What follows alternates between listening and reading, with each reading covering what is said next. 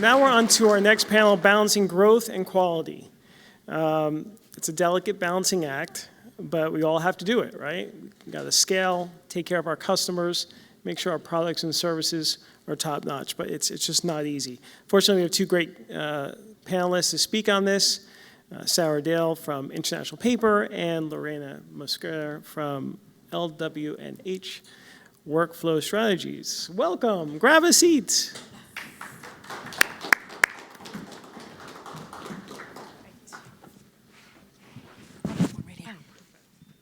Okay, same format. Quick introductions. What's keeping you up at night in this lovely, uncertain, chaotic world we're living in? Sarah, why don't you go first? Good morning, Sarah Dale. I'm the general manager over in Spotswood with International Paper. We are based in Memphis, Tennessee. We're a global packaging solutions company, and what keeps me up at night, it is a changing world, and commerce is different. The tariffs have implications, obviously, to packaging, but within the facility, I think just balancing overall business needs and some of the constraints with some of what business brings as it relates to just rising costs and others. Staying competitive in this world is more difficult than ever. But Sarah, just explain what products. Do we know the products that International Paper, right? Is that like copy paper or what? Yeah, so we are corrugated packaging. So in Spotswood, we manufacture corrugated boxes, trays, et cetera. So any kind of packaging needs as it relates to corrugated. As a company, we have two core businesses, corrugated packaging, so manufacturing the paper as well as the packaging. And we also have a segment, Global Cellulose Fibers, where we manufacture market pulp, which then is converted into diapers, sanitary products, and consumer goods. Great, thank you. Go ahead, Lorena. I don't have any of those big fancy terms, but so I'm Lorena Mosquera, and I am the founder of LW&H Workflow Strategies. We basically work with companies to empower growth and do it in a scalable, non-chaotic way. So we work with companies that really need to streamline and document their organization, and when needed, implement systems like Salesforce or HubSpot. So we're really trying to help them grow by documenting all the things that they have in their wonderful brains to make sure that it can be scalable and it can be achievable for the rest of the team, but also because you guys talked about it before, so that it's accountable. We really believe in accountability, so we really try to create systems and processes that will make it so that your team can be held accountable as well as you from a development perspective. So if you have anything that has to do with technology needs, that's really where my team comes in. So we're really working with that lovely acronym of CRM, which is Customer Relationship Management Tools.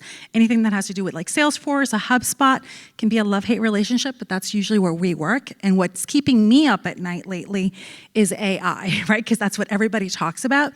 AI has been perceived to be the wonder that's going to fix and make everything so perfect, and it's not always the case. So AI is built behind the knowledge that you're feeding it. So I really stress with the clients, like your AI on your website, your AI in your CRMs will be great if you fed it the right information so that it gives you the right answers. Great. Okay, wonderful. So we have a lot to cover here. Get your questions ready. Raise your hand, as we go, and I'll call on you. But let's start with growth without burnout. We have 4 segments here. Growth without burnout is the first one. Scaling, without burning out our people, right? So how do we do that? I'll start with you, Lorena. Go ahead. So for me, the clients that come to me normally are saying, we can't afford to grow anymore. We have a limited budget. We don't know what's going on in the economy, but we have to be able to deliver more. And how do we do that? And really, the way to do it is by creating systems so that they can be repeatable and they can be easily accessible to your team. So really making sure that they don't get burned out because they're going to one manager and that one manager tells them to do something in one particular way. But if that manager is out and somebody else is covering, all of a sudden that way was completely wrong and it has to be done completely different.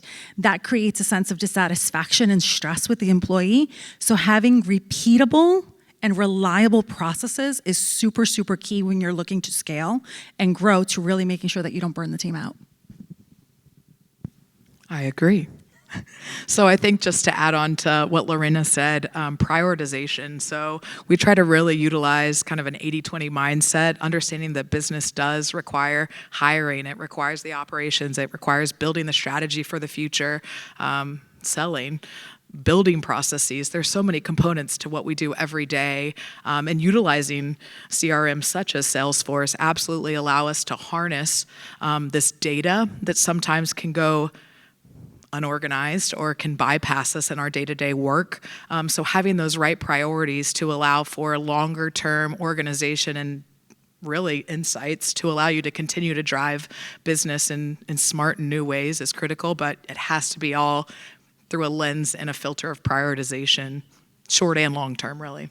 And that actually leads to data, right? Because your prioritization is going to tell you what is it you want to actually be documenting and what can I actually get from the systems that I have. So, Great. Any questions?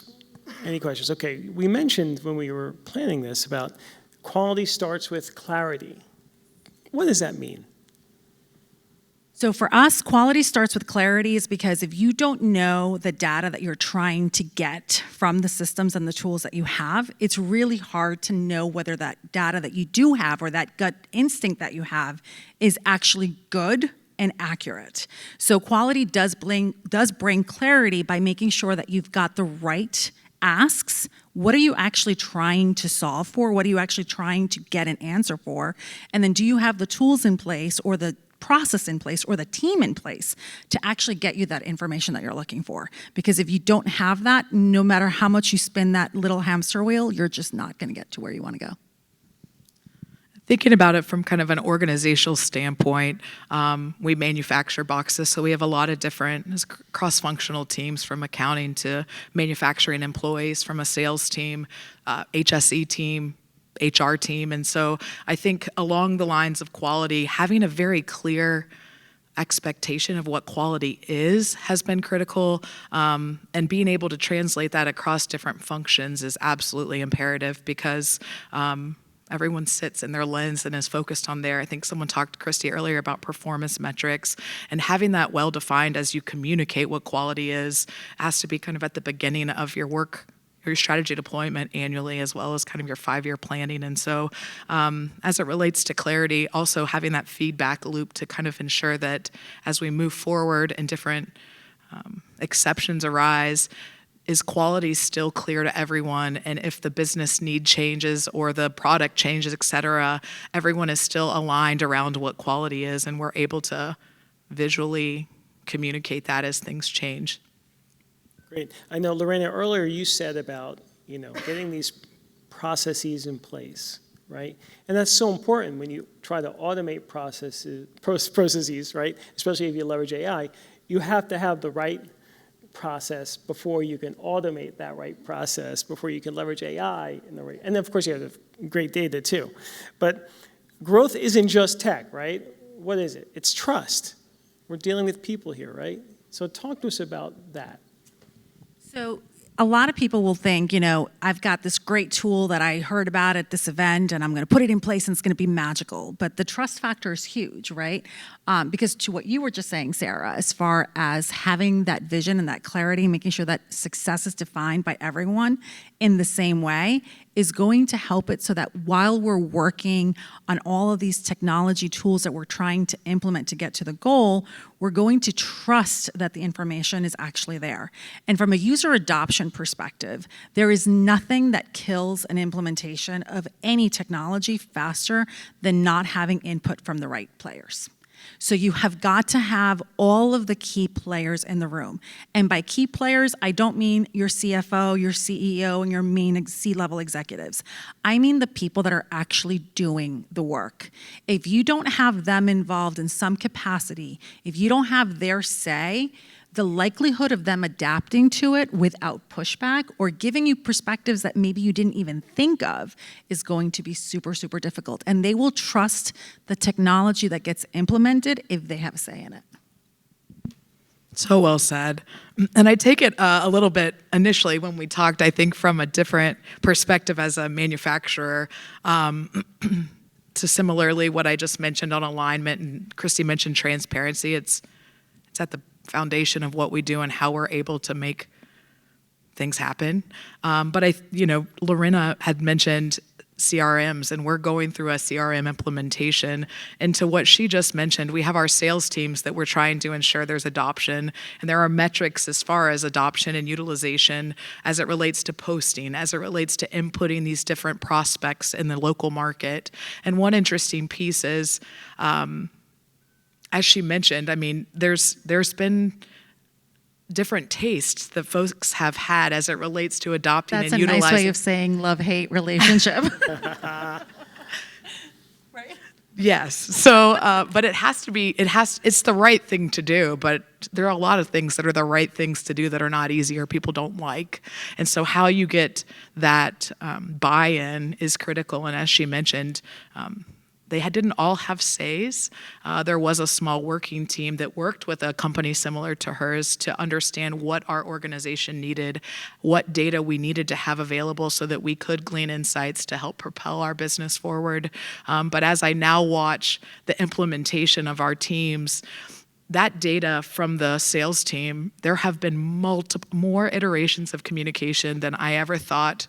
They say you have to say something 6 times for it to be absorbed, maybe 10%, but tenfold at least, in order to get kind of a clarity from the teams as far as this is why you need to use this.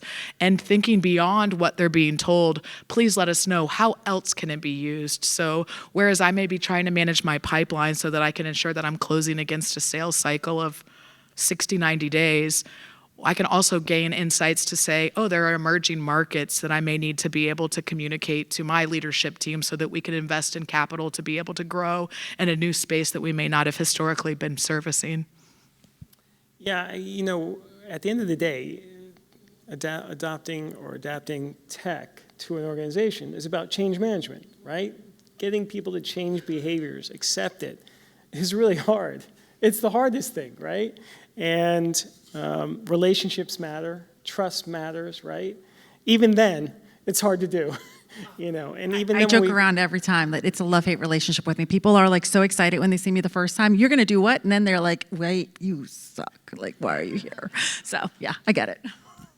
And whatever tech we're talking about, especially now with AI, it's about really getting them comfortable, getting them to play with it, and then getting them to use it. Because even right now, only a small percentage of people actually use AI, right? With all the hype and all that stuff, only a small percent.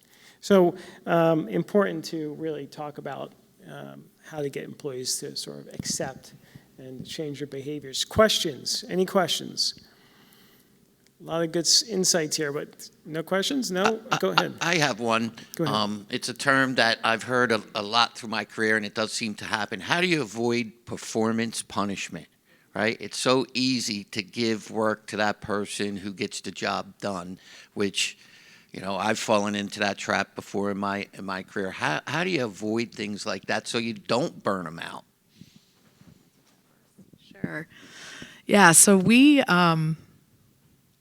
I guess it depends at kind of what level. I can speak for my direct reports and how that kind of runs into the organization, but we rely very heavily on these performance metrics and scorecards as a general rule.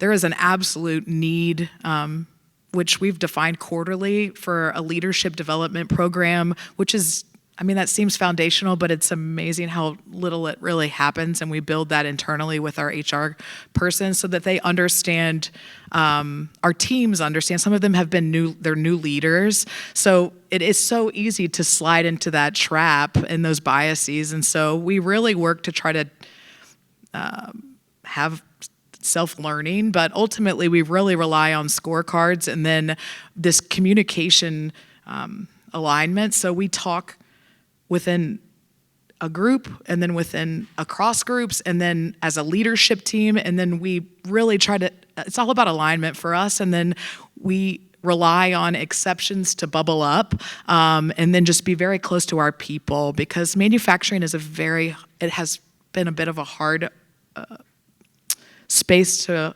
recruit and retain. And so making sure that we're very people forward in our training of our leaders, and then utilizing these scorecards to make sure that we're performing against what we need to and we're doing the right thing for the business, but always keeping that anchor point of kind of a core value for us, which is our people. And so I wouldn't say it's bulletproof, but my direct leadership team is like they're bound to their, like I have a one-to-one metric where they have to communicate with me on their one-to-ones and the value of it. You know, it's so easy to say, well, I talk to this person every day. Well, you need to pull aside at least once a month, once a quarter, and have those conversations, and then let's talk about it. So almost it's kind of an organic skip level, I guess, if you will, but it's meant to kind of highlight when we do have maybe some cracks in our foundation as it relates to those type of things.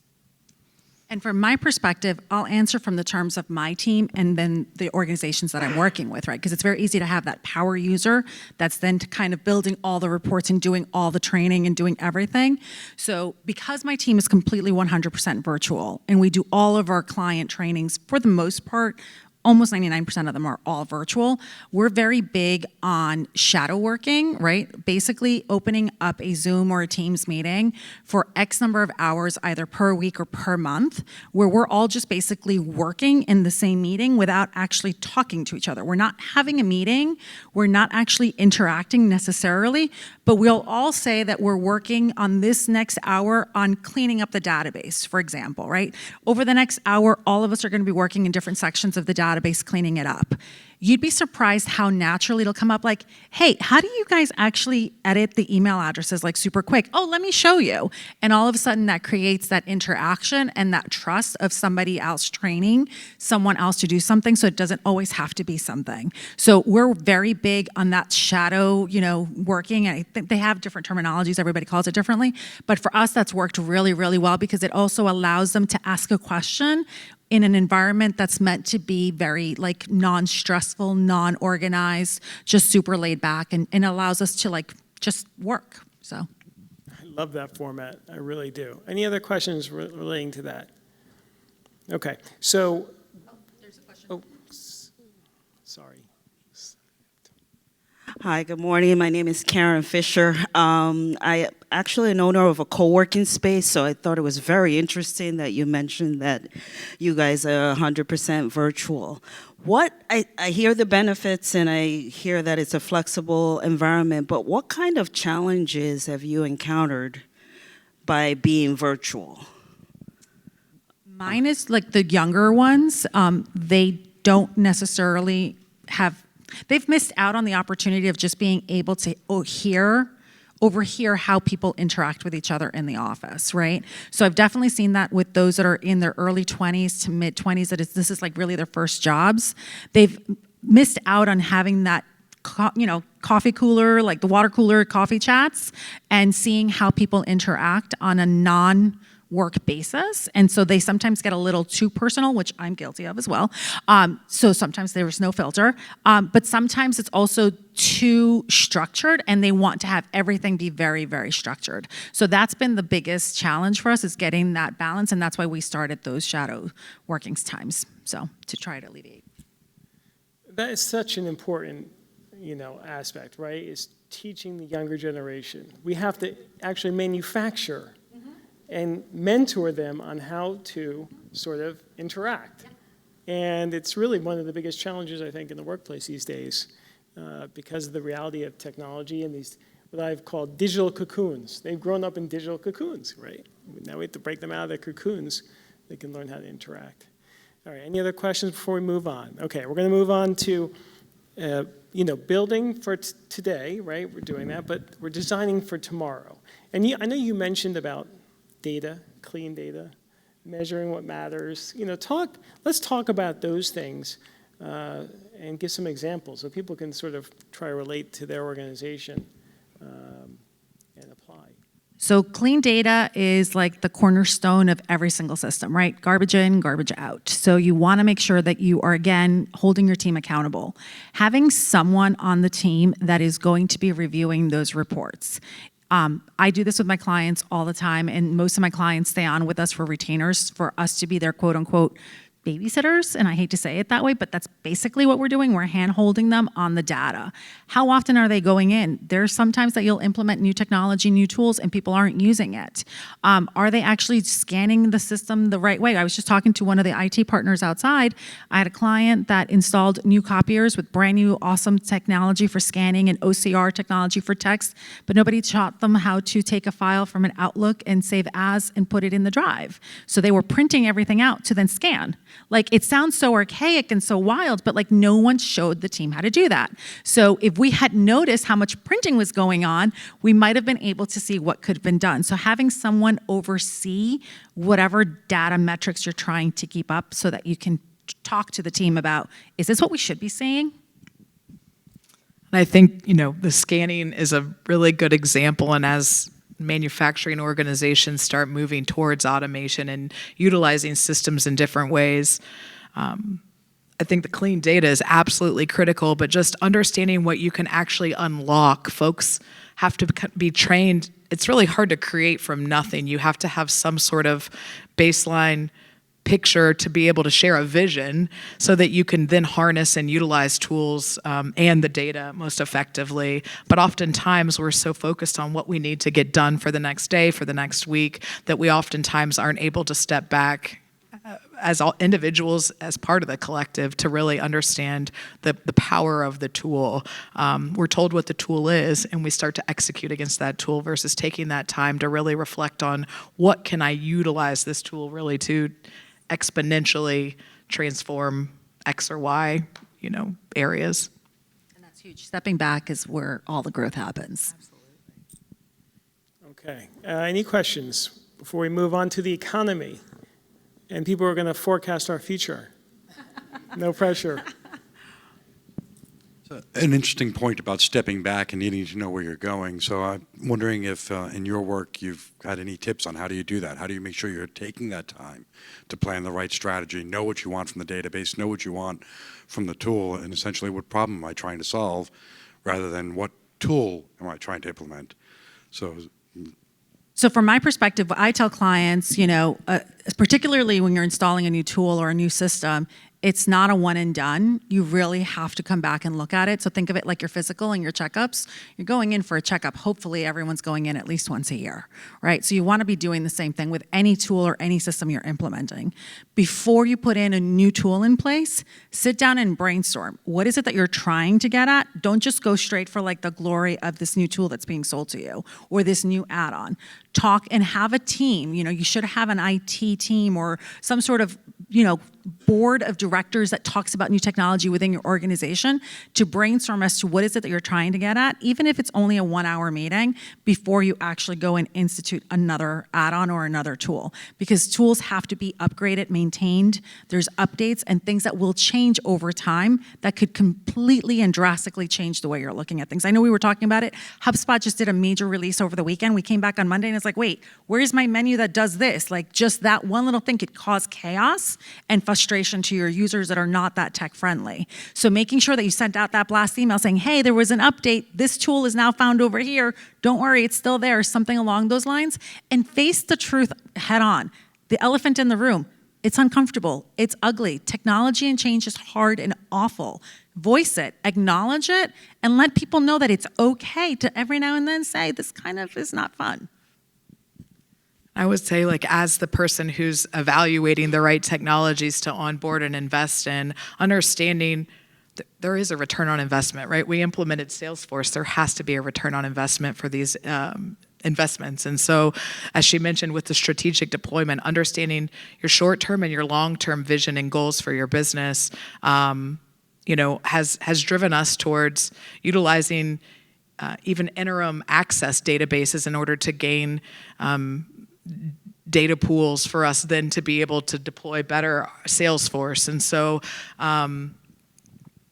something may not exist today, but with the proper teams or even contracting out different organizations, we didn't have really any marketing space, but we realized locally we weren't able to get to our end customer. So we hired a marketing intern, and it's not something that, it seems simple, but unless you have that time with your core leadership team to really understand, I don't know, we really utilize SWOT analysis a lot. I know it's also a fundamental kind of basic, but it can help you kind of get insights from, if you do it as individual kind of departments and then come together and look at it relative to whatever you're defining as sort of your boundaries, that can also help with collaboration and then understanding, you know, who are we today, who do we want to be, and then what tools do we need. For us, we also have to look at stakeholder analysis. So we wanted to bring in an automated, we're big fans of standard work and checklist. And so we realized, though, that we didn't have a workforce that would be able to adopt something that was fully automated. So for us, paper is still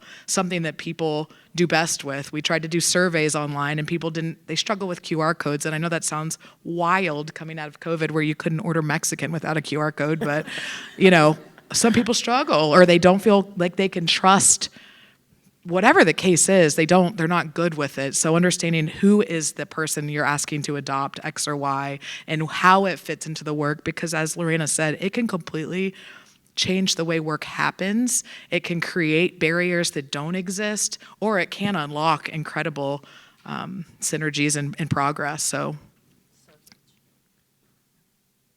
Great insights. On that note, we're going to move on to our next panel. Thank you so much, Sarah and Lorena.